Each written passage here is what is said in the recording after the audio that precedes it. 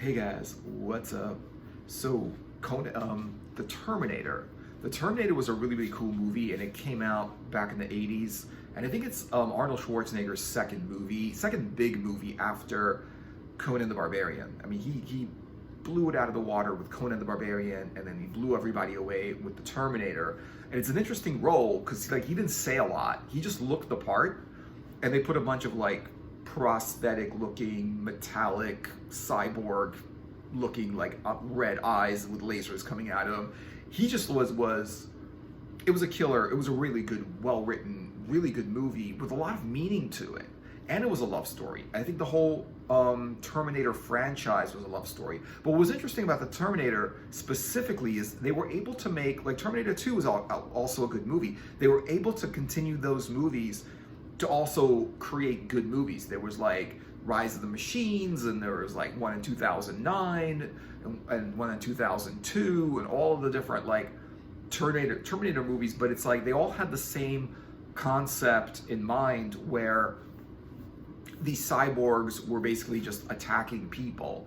And so the story goes that they created time warp technology. They were able to time travel back into the past, which was a slight thing. They only did that I don't know how many times they actually did that, but it wasn't that was such a great technology that they could have really used that to win the war. They could have made a time machine kind of weapon or something. They could have used that technology to do more than just, send one person into the past to stop one Terminator, to going into the past. I guess they could have done more, but they didn't, whatever. I guess also they didn't want to mess up the past too much because it would mess up the future.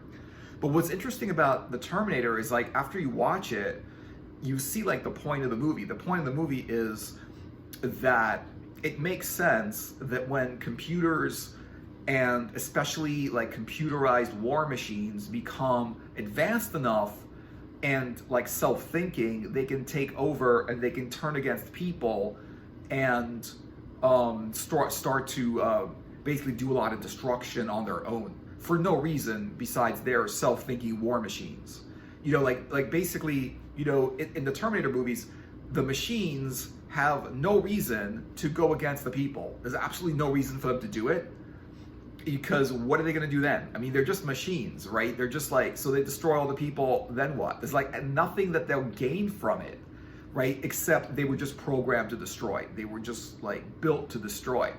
And now what's interesting is all these years later, I mean, that was in the 80s, and now all these years later, you'll see on the internet and whatever, these advanced army robots that you can't knock down, that hit their mark with aim from a distance away. They can use every weapon. It's crazy how you can see how advanced these machines are getting. It's the next stage. People have made tanks, and people have made airplanes and all kinds of war machines, and the next stage is robot war machines. And you see it there, and you see it cybernetic, computerized war machines that are efficient and don't want to do anything but destroy stuff, which is interesting because the Terminator got nothing out of it. Machines will not get anything out of it. People, when they wage war, it's because they feel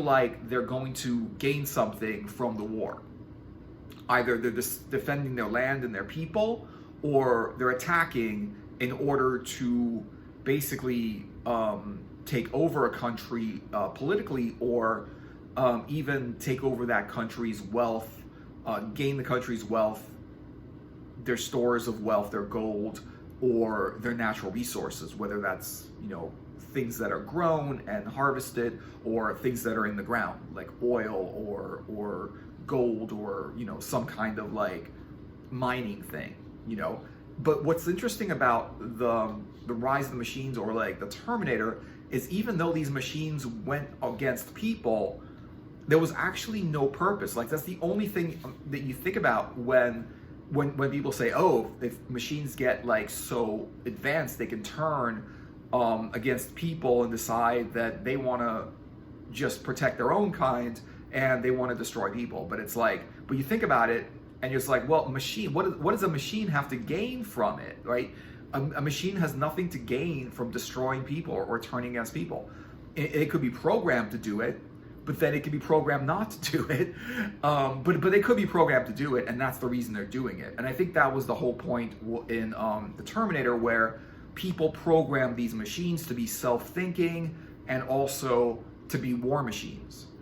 And so the machines, just because they were so self-thinking, they decided we're just going to instead of fighting against other machines, we're just going to fight against people. Really interesting concept. And you see like how technology is going closer and closer to that. Like, even though like they'll make a robot, even though like a robot is, you know, it's just another war machine, like a tank or an airplane or anything like that, but it's a little bit different than that. It's sort of like a soldier. And you could see how it's the interest of the army to say, well, we'd rather send these robots to the battlefield or to whatever they're doing with the army, to whatever like mission or whatever they have, right? Instead of their SEAL Team 6 or whatever, you know, their prime. They don't want to send their best soldiers into danger. And of course, it's better not to send people into danger, you know, if they need to do these things for whatever they do overseas or whatever, right? But the thing about that is that kind of makes sense. It gives them a reason to make these machines, you know, because that way they don't have to send people instead. And it's better, and it saves people's lives if they could send machines to the battlefield instead of people to the battlefield, you know. But the thing about when you have a computerized war machine like that, it's possible that the machine just does what it does. It does what it's told. And so you would have maybe generals or people in charge of giving orders. It's less of like an automaton. It's less of a self-thinking robot. It's more of like a remote controlled robot at this point. And the remote controlled robot is being remotely controlled from some kind of command station somewhere, and that command station is telling that robot what to do. But the thing is that, like, it's possible for anybody to hack because it's a computer. You know, people can hack into computers, and if people know what they're doing, they can hack into computers, and they could take over the war machine, and the war machine would now do what they say. Like, the robot would do what they say instead of what the original command, what it was intended to do. So if these things are hacked into, then they'll basically do whatever the hacker wants it to do.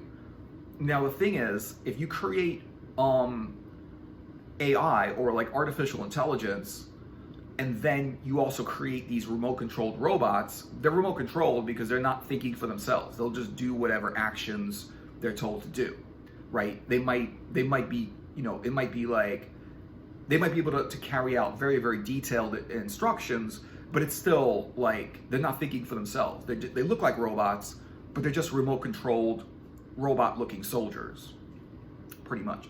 So, but the thing is that, like, they'll do whatever their operating systems, whatever their systems tell them to do. Like, they'll do whatever the computer programmer, the one that programmed them, whatever instructions are put in there, they will do. And the thing is, in the wrong hands, anybody could be in control of these robots. And therefore, they could pretty much do whatever. And if there's a lot of these robots, and they're all computerized, like whether they're in the shape of people or airplanes, because in the Terminator movies, they weren't just robots, they were also like airplanes with laser beams and like tanks with laser beams and all kinds of guns and whatever. And that was also part of, they were all also like, sort of like these robotic AI self-thinking, but centrally controlled war machines. But the thing is this, when you have an AI computer, that AI computer could hack into the war machines that are remote controlled.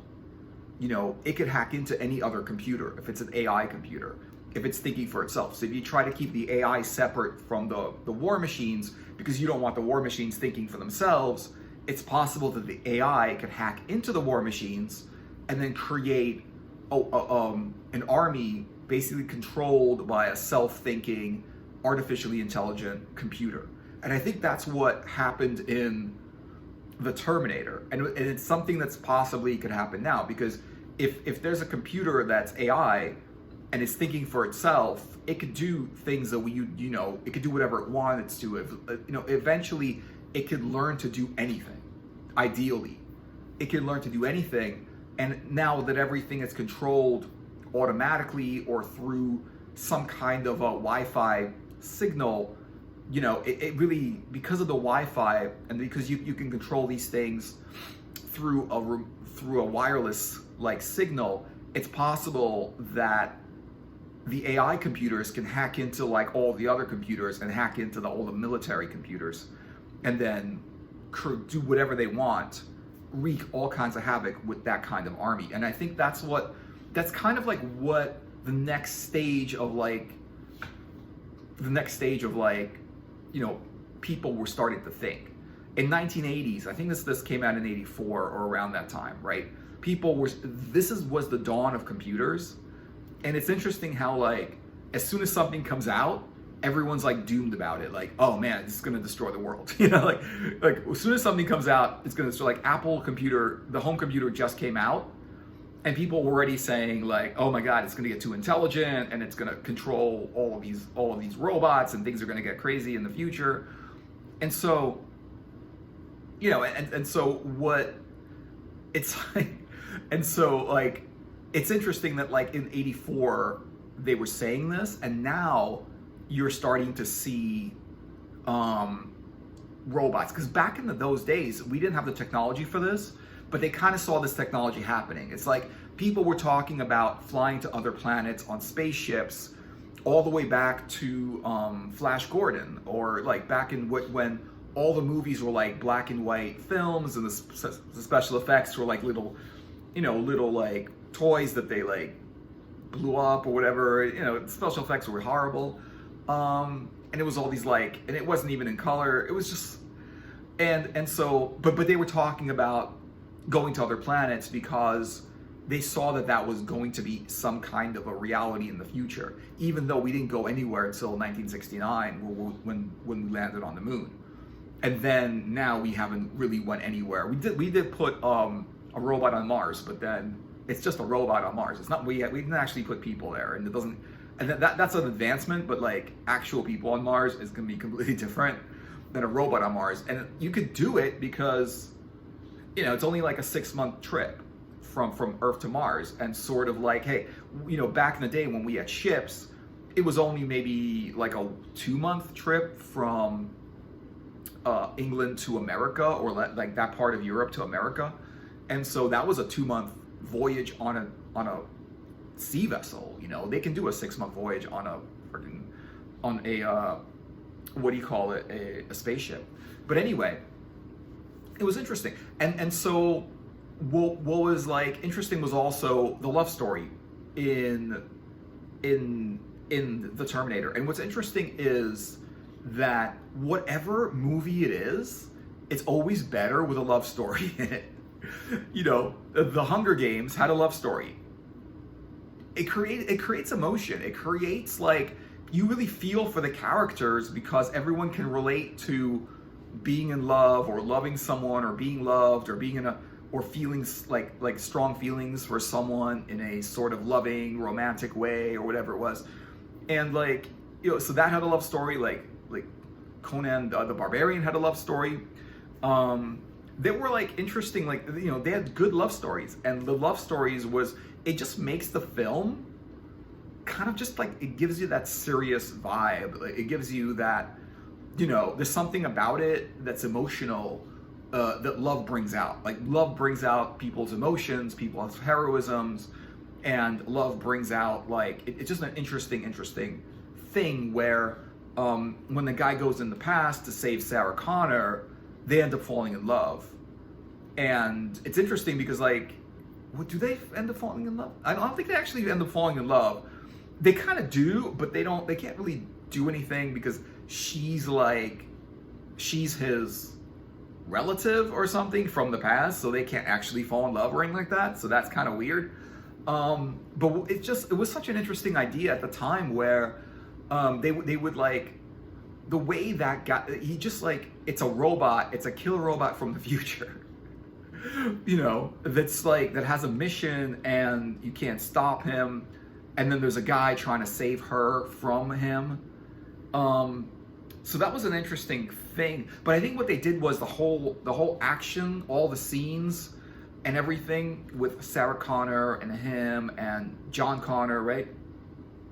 And so it was that whole dynamic where he's saving her and the robot Terminator is after her, but he's saving her.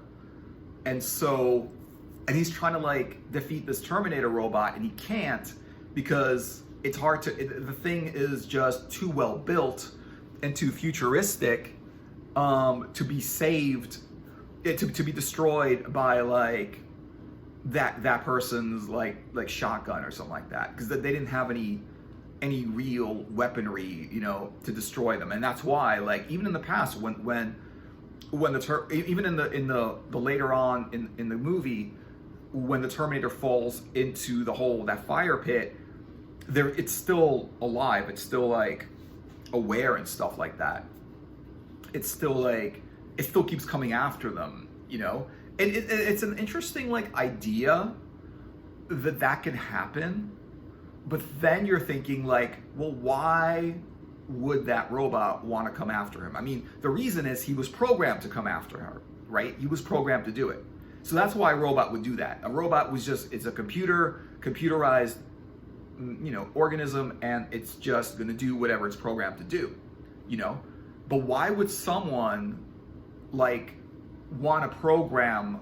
And they said, well, the reason that he's programmed to go into the past was because the machines were going to lose the war because of Sarah Connor, and she was going to save all of humanity. But the thing is that, like, the question is this, right? Why would machines, and it doesn't say like someone's like in charge of the machines or someone's controlling the machines. It's just the machines are controlling themselves and are going against people. It's possible that it could happen, but why would machines want to destroy people? Right? Unless it's a glitch in the programming, that would make sense. Like, for some reason, they just want to do that because of some kind of glitch in the programming, and they think their program is that they have to destroy people, and that's what they're going to do. Right? Because machines, pretty much, computers just do what you program them to do.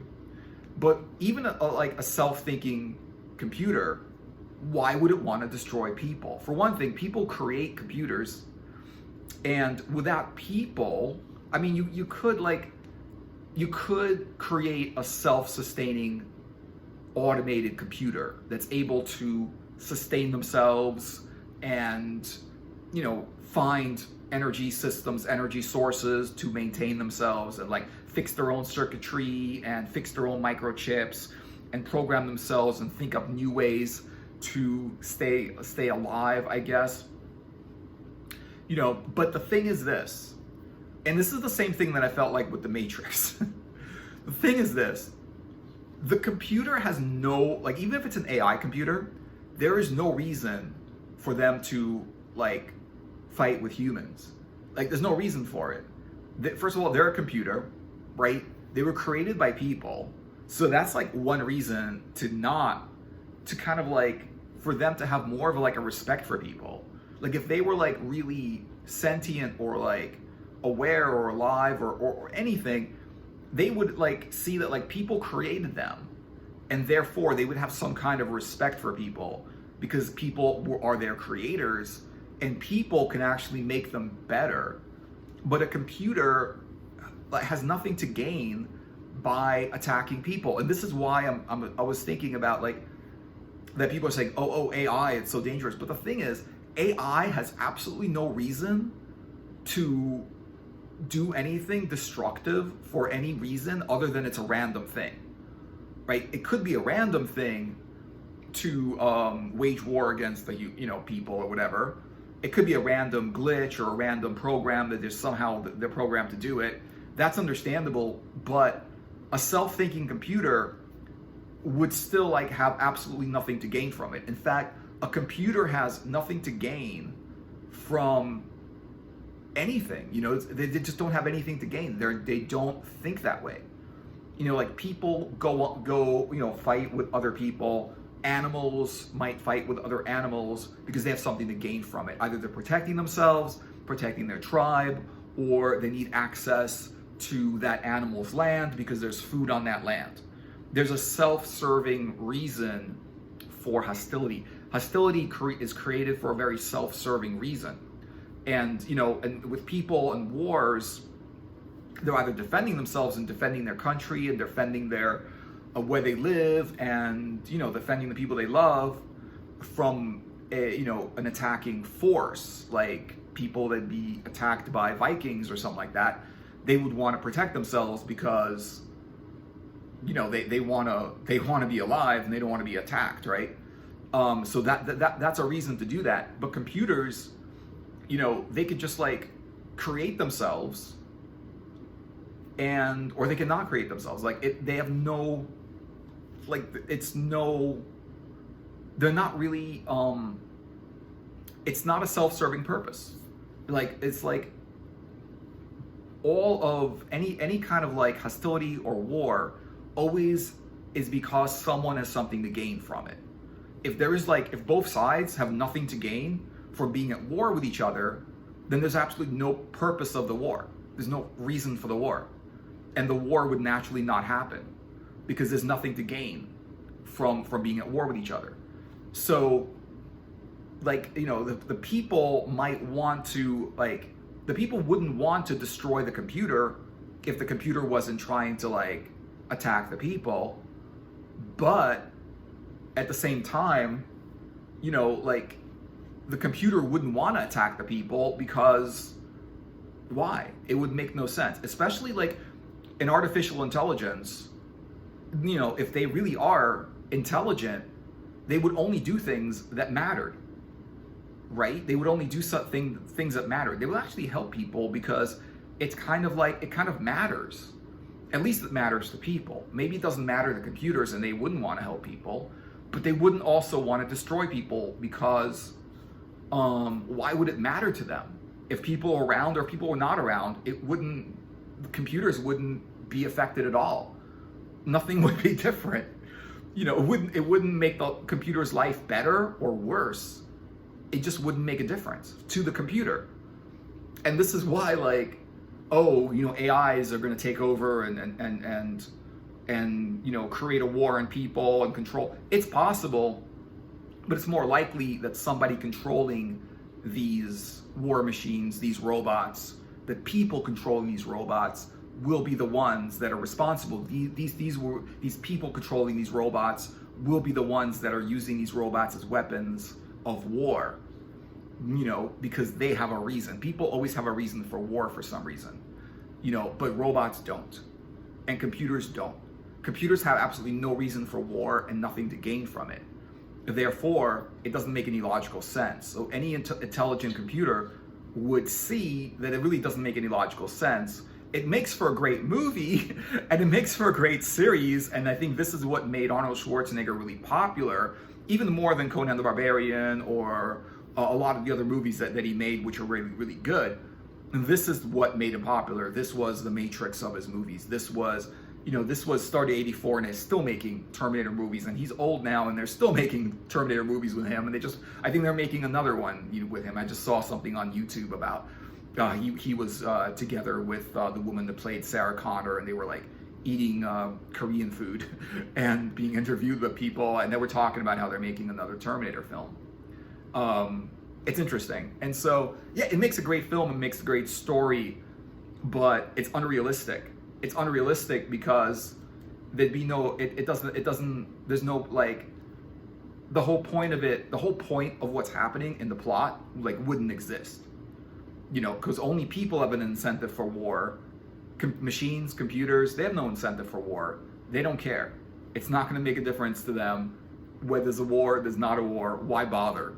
Why bother? Why have to, like, go back in time and send a robotic, like, or, you know, send a Terminator and whatever, go through all that trouble For what? It's not going to make a difference if they destroy, people, and it's not really going to make a difference to computers if they get destroyed by people, because like the computer is not going to. I mean, maybe a sufficiently advanced artificial intelligence computer wouldn't want to be destroyed, but people also wouldn't want to destroy a computer that's beneficial or especially isn't doing anything like wrong, So why do something like, why attack people when they know people are gonna like retaliate and attack them back and create a war that's only gonna like destroy other machines, for no reason, when they could easily avoid it.